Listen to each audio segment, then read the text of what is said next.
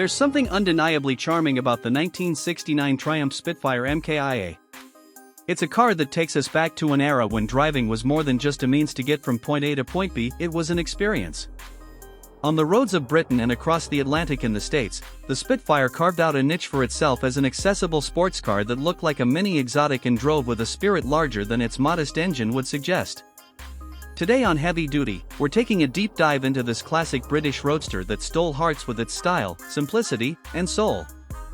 The Triumph Spitfire name comes from Britain's legendary World War II fighter plane, and while the little car never saw combat, it certainly carried some of that wartime attitude: scrappy, light, and agile.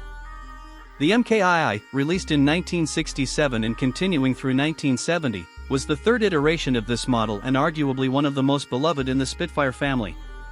It refined the raw edges of its predecessors, added a few creature comforts, and gave enthusiasts just the right balance of performance and elegance.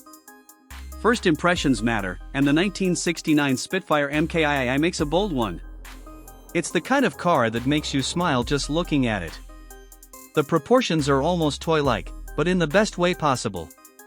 Its long hood and short rear give it a traditional sports car silhouette, while the curvy, low-slung body hugs the ground with intent. You get the feeling it's ready to pounce, even at a standstill. The chrome accents, especially on the bumpers and around the headlights, provide just the right amount of sparkle without overdoing it. Triumph redesigned the front end of the MKIII to feature a more raked bonnet and recessed headlights, giving it a sleeker and more aggressive stance than the earlier MKI and MKII. The grille was simplified, and the lines became cleaner, enhancing its overall visual appeal. The Spitfire was never meant to be ostentatious.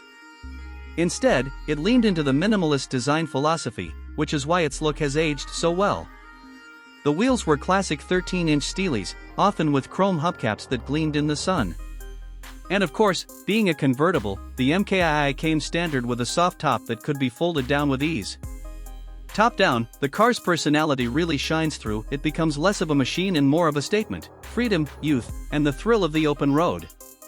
Open the light, featherweight door, and you'll find a cabin that's pure British roadster. Spartan, yes, but with character. You sit low in the Spitfire, almost on the floor, your legs stretched out before you, surrounded by simple materials and an honest layout. The dashboard, made of wood veneer, brought a warm touch to the otherwise utilitarian interior. Thanks for joining us on Heavy Duty.